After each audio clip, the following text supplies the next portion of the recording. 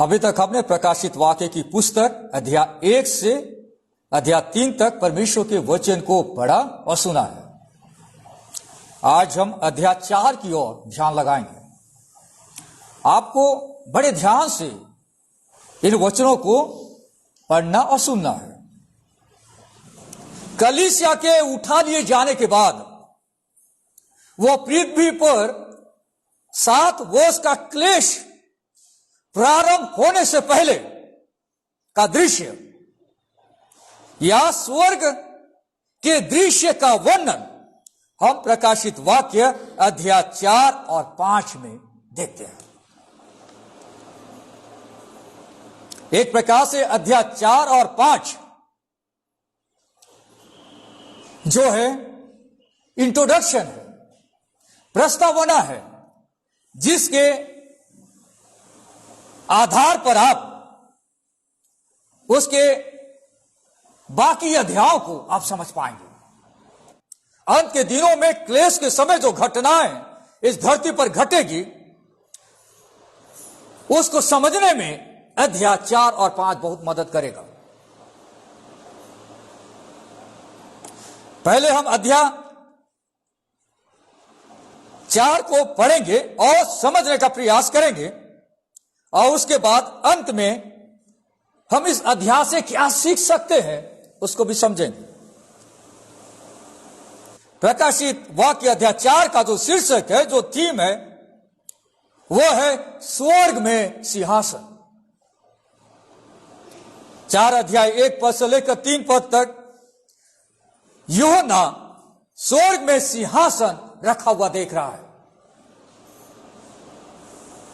देखिए पद 1 में लिखा है, इन बातों के बाद। क्या मतलब है इसका? यानी अध्याय 2 और 3 की घटनाओं के बाद। अध्याय 2 और 3 कलीसिया युग को दर्शाता है, जहां पे मैं और आप आज जी रहे हैं।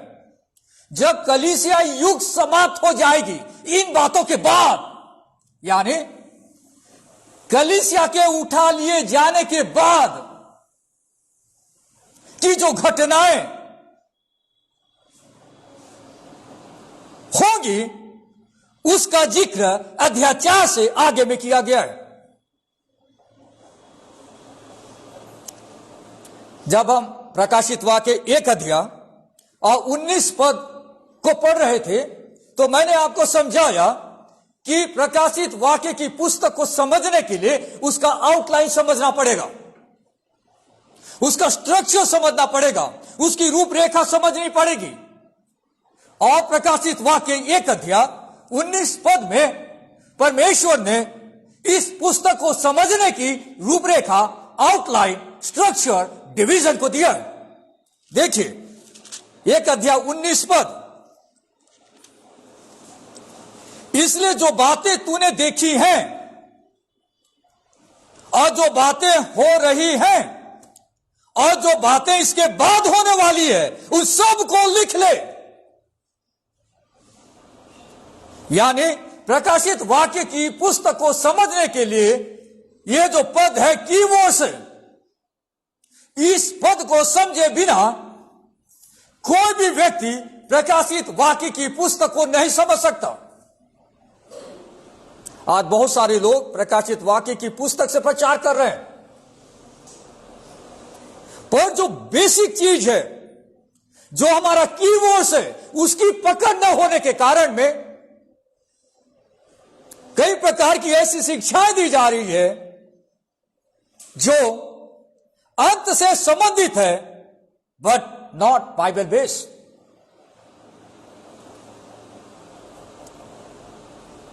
यहां पे हम रूपरेखा देखते हैं, जो बातें तूने देखी है, यानी अध्याय 1, जो बातें हो रही है अध्याय 2 और 3 हो रही है, वर्तमान में हो रही है, और जो बातें इसके बाद होने वाली है। यह पूरी पुस्तक आउटलाइन में मूवमेंट कर रही है।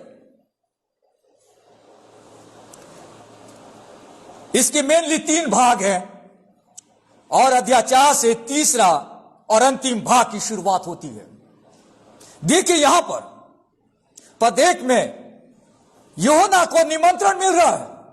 क्या निमंत्रण है? इन बातों के बाद जो मैंने दृष्टि की तो क्या देखता हूं कि स्वर्ग में एक द्वार खुला हुआ है, और जिसको मैंने पहले तुरीके से शब्द से अपने साथ बातें करते सुना था, वही कहता है यहां ऊपर आ जा और मैं वे बातें तुझे दिखाऊंगा जिनका इन बातों के बाद पूरा होना अवश्य है। इन्विटेशन मिल रहा है यूहन्ना को, परमेश्वर के चेला को, कि तू स्वर्ग में आ जा, मैं तुझे दिखाऊंगा कि कलीसिया युग समाप्त होने के बाद, दूसरे शब्दों में कलीसिया के रैप्चर होने के बाद क्या होने वाला है। तू स्वर्ग में आ और मैं तुझे दिखाऊंगा। प्रकाशित वाक्य 1:10 में भी कहा गया है कि उसने शब्द सुना था, उसी प्रकार का यह शब्द है करके वो बता रहा है, यहां ऊपर आ, कम अप टू हेवन, मैं वे बातें तुझे दिखाऊंगा जिनका इन बातों के बाद, फिर से इन बातों के बाद, यानी अध्याय 2 और 3 के घटने के बाद, जिनका इन बातों के बाद पूरा होना अवश्य है, मस्ट है, अवश्य पूरा होगा। प्रकाशित वाक्य की पुस्तक 4 अध्याय से लेकर 22 अध्याय तक की जो बातें हैं वो अवश्य पूरी होगी, इसलिए तो उन्हें लिख ले। मेरे और आपके लिए वे सारी बातें यहां रिकॉर्डेड है। पद 2 में लिखा है, तुरंत मैं आत्मा में आ गया और क्या देखता हूं कि एक सिंहासन स्वर्ग में रखा है और उस सिंहासन पर कोई बैठा है। वो आत्मा में आ गया, यूहन्ना आत्मा में आ गया, आत्मा के कंट्रोल में आ गया अल्पकालिक समय के लिए, और वो अपने आप को स्वर्ग में पाता है। और सबसे पहली चीज जो उसे दिखाई देती है स्वर्ग में, वो है एक सिंहासन। स्वर्ग में एक सिंहासन को वो देखता है और उस सिंहासन पर कोई बैठा है। स्वर्ग में सिंहासन और सिंहासन पर विराजमान परमेश्वर को वो देख रहा है, परमेश्वर की उपस्थिति को वो देख रहा है और परमेश्वर की उपस्थिति का बखान कर रहा है वो। पद 3 में देखिए क्या लिखा है, जो उस पर बैठा है वो यशब और माणिक्य सा दिखाई पड़ता है और उस सिंहासन के चारों ओर मरकत सा एक मेघ धनुष दिखाई देता है। आइए समझते इस लैंग्वेज को। वो स्वर्ग में सिंहासन को देखता है और वो देखता है कि सिंहासन पर कोई बैठा है, और जो बैठा है उसके अपीयरेंस को, उसके प्रेजेंस को वो एक्सप्लेन कर रहा है, उसकी उपस्थिति को वो एक्सप्लेन कर रहा है, डिस्क्राइब कर रहा है। क्या लिख रहा है? वो यशब और माणिक्य कैसा दिखाई पड़ता है। क्या है यह शब्द? जो शब्द है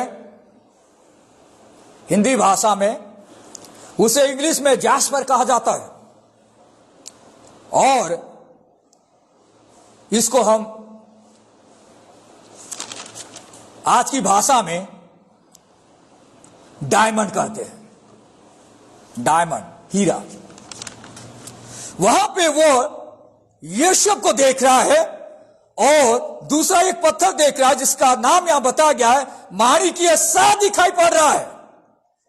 माणिक्य जो शब्द है रूबी, ये बहुत प्रेशियस स्टोन्स होते हैं, बहुत महंगे ये स्टोन्स होते हैं, पत्थर होते हैं, और महंगे महंगे बहुमूल्य पत्थर का यह उल्लेख है। जिस जगह पे परमेश्वर विराजमान है उसकी उपस्थिति को यहां पर बहुमूल्य पत्थरों के साथ चित्रित किया गया है। जैस्पर, हिंदी में यह शब्द या डायमंड, माणिक्य, जिसे सरडाइन कहा जाता है या सर्डियस कहा जाता है या रूबी भी कहते हैं, साफ दिखाई पड़ रहा है। और उस सिंहासन के चारों ओर मरकत सा एक मेघधनुष दिखाई दे रहा है। मेघधनुष आप जानते हैं, ऊपर में रेनबो कहते हैं जिसको। उस पिक्चर को, उस स्वर्गीय सीन को यूहन्ना अपनी भाषा में एक्सप्लेन कर रहा है, इसलिए बार बार सा, यस, लाइक इस्तेमाल कर रहा है, क्योंकि उसे समझ में नहीं आ रहा कि एक्चुअली ये है क्या चीज। प्रकाशित वाक्य की जो पुस्तक है यह अपोकालिप्टिक लिटरेचर में आता है। यहां पे उन चीजों को एक्सप्लेन किया जा रहा है जिन चीजों को उसने देखा नहीं है, उसके जैसा अलंकार का इस्तेमाल किया गया है। जो चीज आपने कभी नहीं देखा है, अगर उस वस्तु को कोई आपको दिखाए और आप उस वस्तु के बारे में लोगों को बताएंगे, तो आप कैसे बताएंगे? मैंने एक ऐसी वस्तु देखी जो उसके जैसा लगता है, but exactly don't know, but उसके जैसा लगता है। स्वर्ग के दृश्य को वो देख रहा है और स्वर्ग के दृश्य में इन बहुमूल्य पत्थरों को वो देख रहा है और उस इमेज को उनके जैसा है करके बता रहा है। मरकत, जिसको एमरल्ड कहा जाता है, 3 पत्थरों का उल्लेख यहां पर है। तीनों बहुत ही प्रेशियस, कीमती और बहुमूल्य मणि है। मणि आप समझते हैं, एमरल्ड जो होता है, मरकत जो होता है, आभूषण में इस्तेमाल किए जाते हैं, यानी बहुत कीमती चीज है। यबश यानी डायमंड, हीरा, एकदम क्रिस्टल की तरह साफ दिखता है, हीरा। दूसरा माणिक, जिसका कलर गहरा लाल रंग का होता है। तीसरा रेनबो, और यहां पे जो शब्द इस्तेमाल किया गया है उसके लिए मरकत हिंदी शब्द है। इसका जो कलर होता है ग्रीन कलर होता है, ये मणि जो होता है इसका कलर ग्रीन होता है। परमेश्वर की उपस्थिति को अलग अलग रंग और कलर के द्वारा वो बताने की कोशिश कर रहा है स्वर्ग के दृश्य में। साफ सुथरा यह शब्द परमेश्वर की पवित्रता और शुद्धता को बताता है। माणिक, जिसे सरडाइन कहा जाता है, जिसका कलर है रक्त लाल रंग या गहरा लाल रंग या खून लाल रंग, उसका कलर होता है। यह परमेश्वर के उस बलिदान को याद दिलाता है जो मानव समाज के लिए उसने अपने आप को दिया था। अगर आप पुराना नियम को पढ़ते हैं, मेनली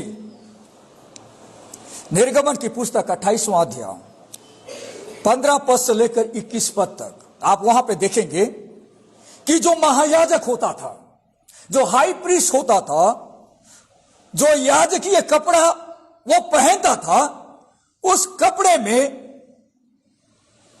12 प्रकार के मणि जड़े होते थे। और यहां पे जो मणि का उल्लेख है, यह शब्द वह पहला गोत्र यानी रूबेन के लिए इस्तेमाल होता था। और दूसरा जो माणिक यहां लिखा हुआ है, वह जो आखिरी कुल था बिन्यामीन, उसके लिए इस्तेमाल होता था। यानी ये जो कीमती मणि थे, कीमती जो पत्थर थे, वे पूरे इस्राएली राष्ट्र को रिप्रेजेंट करते थे। देखिए, हर शब्द का कनेक्शन है। मैं हमेशा कहता हूं कि कोई भी व्यक्ति एक अच्छा बाइबल टीचर या प्रचारक नहीं बन सकता अगर उसे बेसिक अंडरस्टैंडिंग पुराने नियम की ना हो। क्योंकि नए नियम को समझने के लिए आपको पुराने नियम से जुड़ी हुई कई सारी बातों को समझना बहुत जरूरी है, जो आपकी मदद करेगा। और यहां पे आप देख रहे हैं इन पत्थरों का कनेक्शन जो महायाजक पहना करता था, और ये पत्थर इस्राएली प्रजा को रिप्रेजेंट करते थे। ये जो दो मणि थे, जो रत्न थे, पूरे राष्ट्र का प्रतिनिधित्व करते थे, पहला, आखिरी और बीच के सभी कुलों का प्रतिनिधित्व करते थे। जब आप आगे पढ़ेंगे प्रकाशित वाक्य की पुस्तक में, उसका 21वां अध्याय 19 और 20 पद में, जब नया यरूशलेम की नींव की चर्चा वहां पर आई है, तो उस नींव में ये सारे पत्थर लगेंगे। देखिए, पढ़ते हैं प्रकाशित वाक्य 21वां अध्याय 19 और 20 पद। उस नगर की नींवें हर प्रकार के बहुमूल्य पत्थरों से संवारी हुई थी।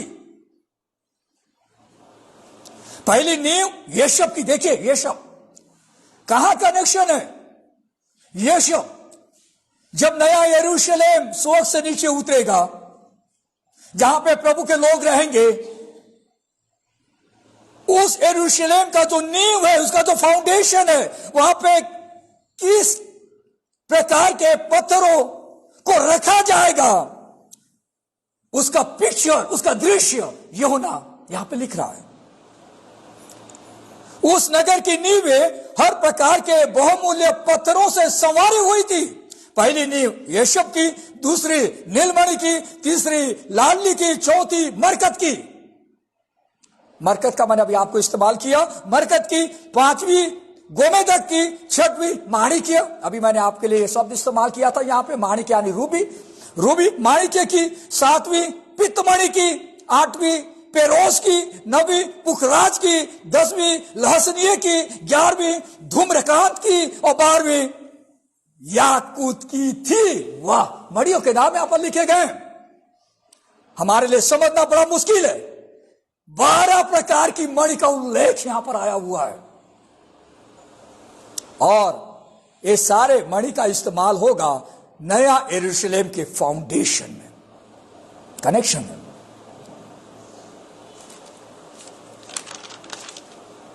ये पत्थर सिंहासन पर विराजमान परमेश्वर की महिमा और महानता के गुण को प्रकट करते हैं।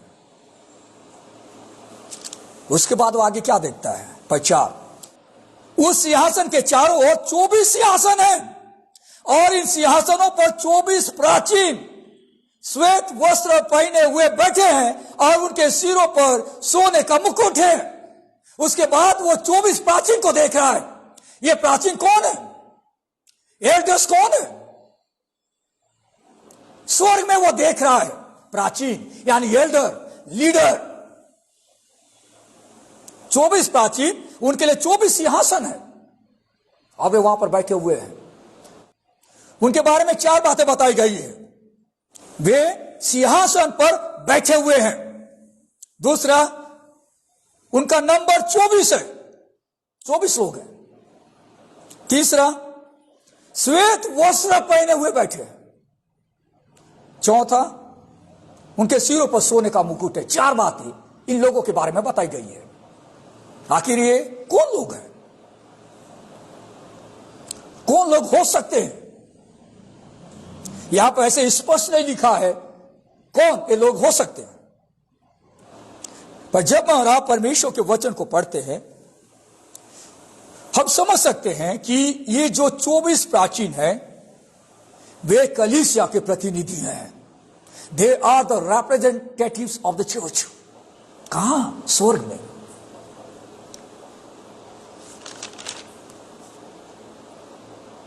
कैसे हमको ऐसा लगता है कि ये जो 24 प्राचीन हैं, वे कलीसिया के प्रतिनिधि हैं, जो कलीसिया को रिप्रेजेंट करते हैं।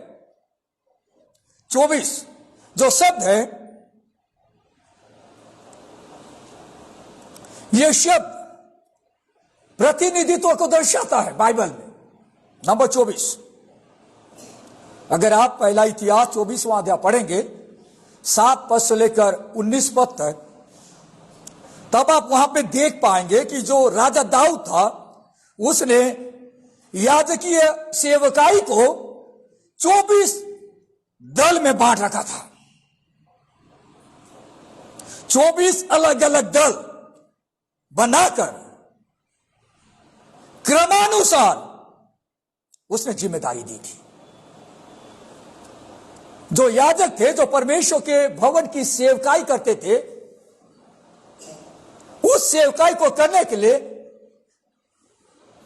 बहुत सारे याजक थे, पर उसने 24 दल बनाया था, 24 ऑर्डर बनाया था क्रम से, कि वे बारी बारी से परमेश्वर के भवन में जाया करें और वहां सेवा किया करें। चलिए देखते हैं पहला इतिहास 24वां अध्याय, पहले 3 पद पढ़ते हैं।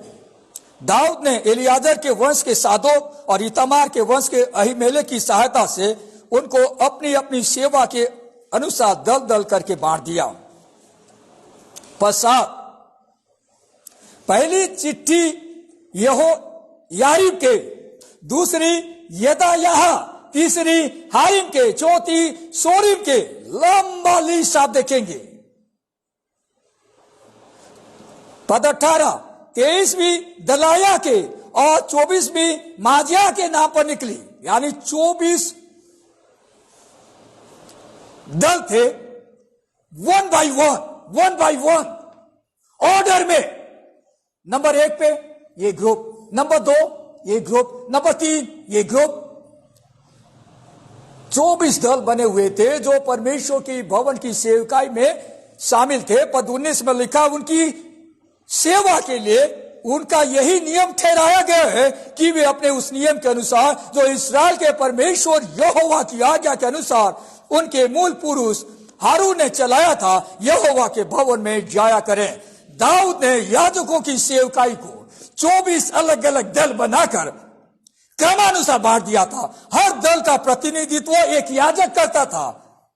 क्रम से इन दलों को परमेश्वर के भवन में जाना था। तो वे पूरे याजकीय समाज का रिप्रेजेंटेशन करते थे और पूरे नेशन का। उसी प्रकार यहां पे जो 24 शब्द आया है, वे प्रतिनिधि समूह है, प्रतिनिधि झुंड है कलीसिया का। क्यों कलीसिया? देखिए यहां पे जो शब्द इस्तेमाल किए गए हैं, वे श्वेत वस्त्र पहने हुए हैं। अध्याय 3 में 4 और 5 पद में हमने देखा, सरदीस की कलीसिया के दूत को यह लिख, और वहां पे लिखा है, जो जय पाएगा, पद 5 में, जो जय पाए उसे इसी प्रकार श्वेत वस्त्र पहनाया जाएगा। यानी ये विश्वासी की चर्चा चल रही है। श्वेत वस्त्र पहनाया जाएगा, और ये लोग श्वेत वस्त्र पहने हुए थे। दूसरा हम देख सकते हैं कि उनके सिरों पर सोने का मुकुट था। यह भी एक प्रतिज्ञा थी। प्रकाशित वाक्य 2 अध्याय उसके 10 पद में लिखा है, प्राण देने तक विश्वासी रह तो मैं तुझे जीवन का मुकुट दूंगा। ये लोग सोने का मुकुट पहने हुए थे। और 2 अध्याय 26 और 27 पद में यीशु मसीह ने उनके साथ प्रतिज्ञा करी थी कि वे यीशु के साथ राज करेंगे। जो जय पाए और मेरे कामों के अनुसार अंत तक करता रहे, मैं उसे जाति जाति के लोगों पर अधिकार दूंगा। यीशु के साथ वे राज करेंगे। इस दौरान जब एक घटना घट रही है, तो हम जानते हैं कि कलीसिया का रैप्चर हो चुका है, यानी कलीसिया उठा ली गई है। और कलीसिया के लोगों को प्रतिफल मिला हुआ है, रिवॉर्ड मिला हुआ है, जिसका जिक्र अध्याय 2 और 3 में किया गया। कनेक्शन है। और इसलिए वे लोग एलिजिबल है उस रिवॉर्ड को पाने के लिए। इस प्रकार से ये 24 जो प्राचीन हैं, वे कलीसिया के रिप्रेजेंटेटिव्स हैं, कलीसिया के प्रतिनिधि हैं, जिसे वह स्वर्ग में देख रहा है। आगे देखिए क्या लिखा हुआ है पद 5 में, उस सिंहासन में से बिजलियां और गर्जन निकलते हैं। सिंहासन से बिजली और गर्जन निकल रहे हैं। बिजली और गर्जन जो है परमेश्वर के न्याय को दर्शाते हैं कि कैसे परमेश्वर पापी संसार का न्याय करेगा और उनको दंड देगा। और आप देखेंगे अध्याय 6 से इस संसार पर दंड की शुरुआत हो रही है। थंडरिंग हो रहा है, भयंकर गर्जन, लाइटनिंग, उस स्वर्गीय दृश्य में वो देख रहा है। और क्या देख रहा है आगे? और सिंहासन के सामने आग के 7 दीपक जल रहे हैं। वे परमेश्वर की 7 आत्माएं हैं। आग के 7 दीपकों की पहचान पवित्र आत्मा के रूप में होती है। पवित्र आत्मा की उपस्थिति को वहां पे हम देख पा रहे हैं। पवित्र आत्मा ज्योति के रूप में सिंहासन की पूर्णता का प्रकाशन कर रहा है उस जगह पे। और उसके बाद 6 से लेकर 8 तक और 4 जीवित प्राणी वहां पे दिखाई देते हैं। वो सिंहासन के सामने मानो बिल्लोर के समान कांच का सा समुद्र है। यहां पे आप देख पाएंगे सी ऑफ ग्लास। क्या? Sea of glass. देखिए वो अपने शब्दों में बखान कर रहा है, एग्जैक्टली समझ नहीं पा रहा है।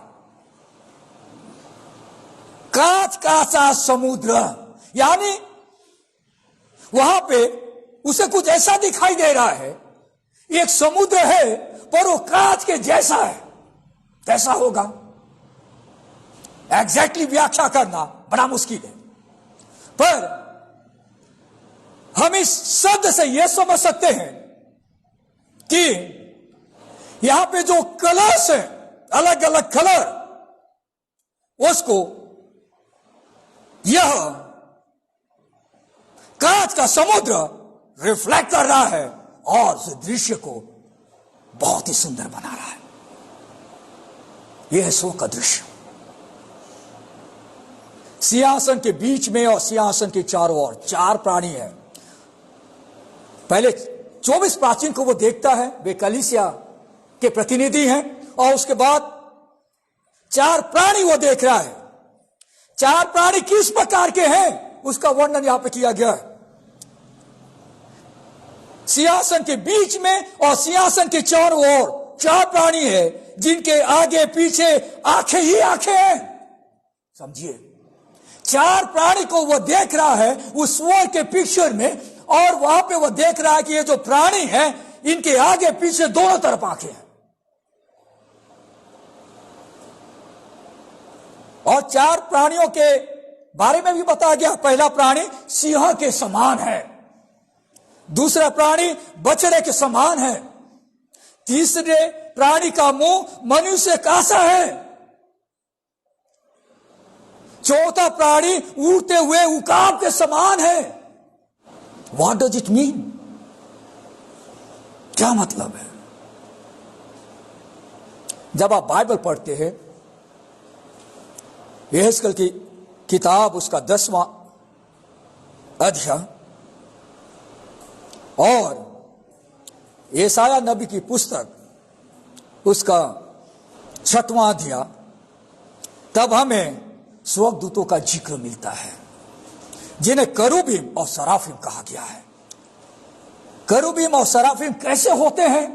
ये दूत, उनका जिक्र वहां पे किया गया है।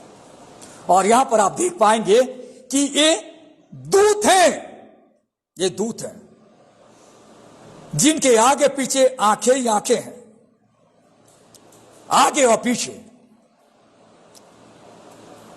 यह उनके बुद्धिमत्ता को दर्शाता है। 6 पंख हैं, चारों प्राणियों के 6 पंख हैं।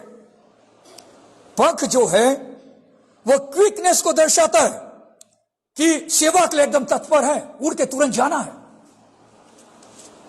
ये जो एंजल है, ये जो दूत है, दुनिया में क्या हो रहा है उनको ऑब्जर्व करते रहते हैं। कैसे दुनिया चल रही है उसको ऑब्जर्व करते रहते हैं। वे लोग क्या कर रहे थे?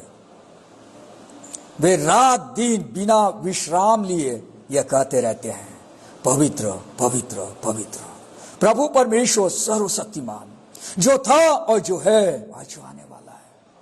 ये जो एंजल्स थे, ये जो दूत थे, वे बिना विश्राम किए रात दिन कहते रहते हैं स्वर्ग में, पवित्र पवित्र पवित्र प्रभु परमेश्वर सर्वशक्तिमान, जो था और जो है और जो आने वाला है।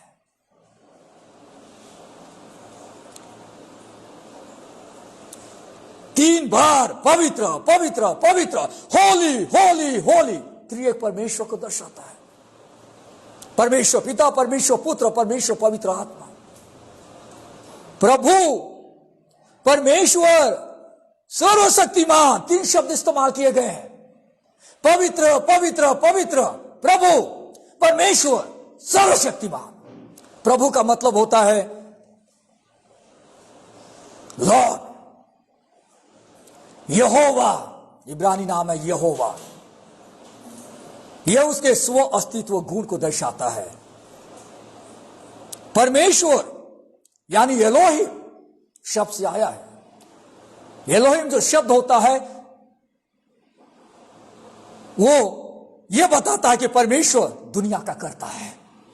जब हम परमेश्वर बोलते हैं तो हम यह बोलते हैं कि परमेश्वर जो दुनिया को बनाने वाला है उससे मैं प्रार्थना करता हूं। एलोहिम शब्द क्रिएटर ऑफ द यूनिवर्स, सर्वशक्तिमान, ऑलमाइटी गॉड, उसके प्रभुत्व और उसके सामर्थ को बताता है कि वो कितना सर्व सामर्थ्य परमेश्वर है। और चौथी बात, वे कह रहे थे जो था और जो है और जो आने वाला है।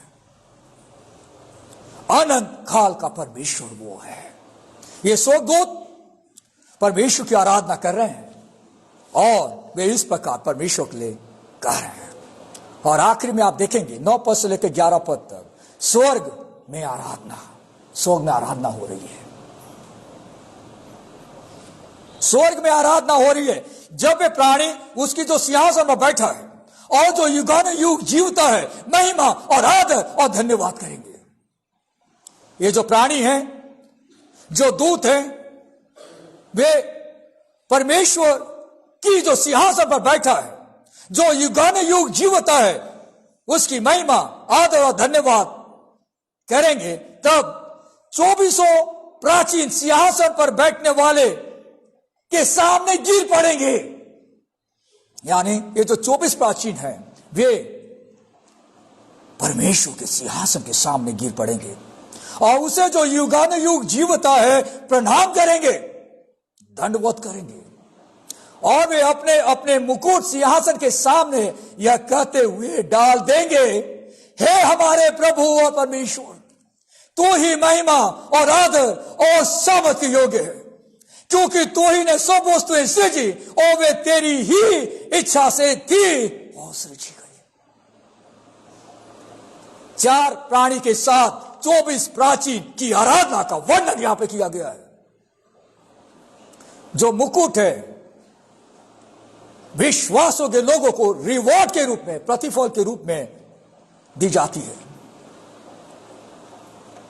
और यहां पे लिखा है कि वे अपने अपने मुकुट सिंहासन के सामने डाल देंगे। इनको रिवॉर्ड मिला है, इनको मुकुट मिला है, वे अपने मुकुट को परमेश्वर के सामने डाल देंगे, रख देंगे। क्यों?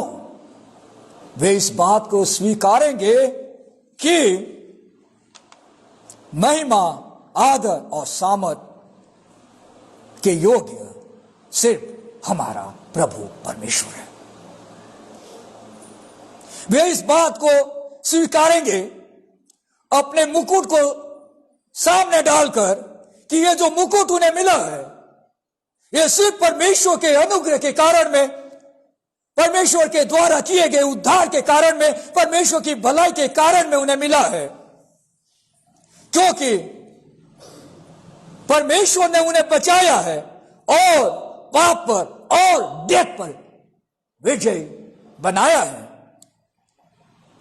और वे इस प्रकार उस मुकुट को परमेश्वर के सामने रखेंगे। पद 11 में लिखा है, वे इस बात को एक्नॉलेज करेंगे, मानेंगे कि परमेश्वर दुनिया का कर्ता और दुनिया को संभालने वाला है।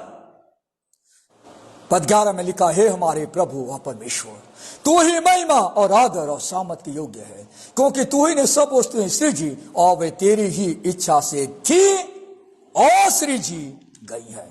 Great chapter. क्या हम सीख सकते हैं इस अध्याय से? परमेश्वर को सिंहासन पर विराजमान देखना हमें यह बताता है कि वह पृथ्वी का राजा है और पृथ्वी को चलाता है। आपने इस अध्याय में देखा, परमेश्वर सिंहासन पर विराजमान है। मेरे प्रियो, परमेश्वर दुनिया का राजा है और दुनिया को वो चलाता है। दूसरी बात, स्वर्ग के दृश्य या स्वर्ग को जानने के लिए किसी व्यक्ति के स्वप्न को जानने की जरूरत नहीं है। बाइबल पढ़िए, स्वर्ग का वर्णन मिलेगा। आज बहुत सारे लोग कहते हैं कि मैं स्वर्ग गया, मुझे स्वर्ग में ये चीजें दिखाई दी। आपको किसी व्यक्ति के स्वप्न को सुनने की जरूरत नहीं है। बाइबल पढ़िए, आपको स्वर्ग का वर्णन मिलेगा। यह एक यूनिक इवेंट था वर्ल्ड का।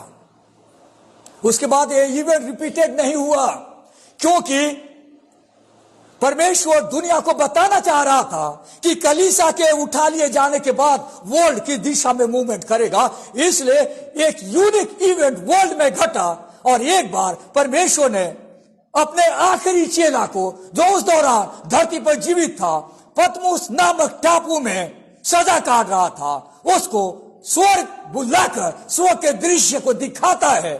आने वाले दिनों में भविष्य में कैसी घटनाएं घटेगी उसको दिखाता है। मिलेनियम रेन कैसा होगा उसको दिखाता है। कैसे नए आकाश और नई पृथ्वी बनेगी उसको दिखाता है, कि योना इन बातों को लिख सके और पूरी दुनिया जान सके। और ये बातें ऑलरेडी रिकॉर्डेड हो गई है, और आगे लिखा गया है कि इसमें कोई व्यक्ति अब कुछ न जोड़े और न इसमें से कुछ घटाए। तीसरी बात, परमेश्वर की महिमा और महानता का वर्णन मणियों के रंग और उनकी महत्वता के द्वारा चित्रित किया गया है। परमेश्वर की महिमा और उसकी महानता का वर्णन, जो मणि वहां पर थे, उन मणियों का जो कलर था और उनकी जो महत्वता थी, उसके द्वारा चित्रित किया गया है। हम उसकी उपस्थिति में स्वर्ग में ही उसकी महिमा की पूर्णता को देख और समझ पाएंगे, इस धरती पर नहीं। चौथी बात, जो प्रतिफल की प्रतिज्ञा जय पाने वालों के लिए, विश्वासियों के लिए की गई है, वह अवश्य पूरी होगी।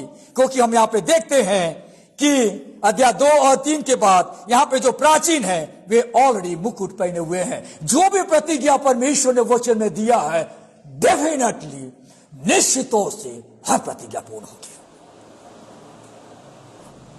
परमेश्वर ने कलीसिया को जो प्रतिज्ञा दी है, उसका एक ग्लिम्स हम इस जगह पे देखते हैं, एक छोटा रूप हम यहां पे देखते हैं। आखिरी बात, हमारा परमेश्वर महिमा, आदर और सामर्थ के योग्य है, क्योंकि वही सारी वस्तुओं का करता है, हम सबों का। हमें इस संसार में रहते हुए परमेश्वर की महिमा का वर्णन करना है, उसको आदर देना है और उसके सामर्थ का बखान करना है। अध्याय 4 में आप देखेंगे, परमेश्वर पिता स्वर्गीय सिंहासन पर विराजमान है, पवित्र आत्मा वहां पर उपस्थित है।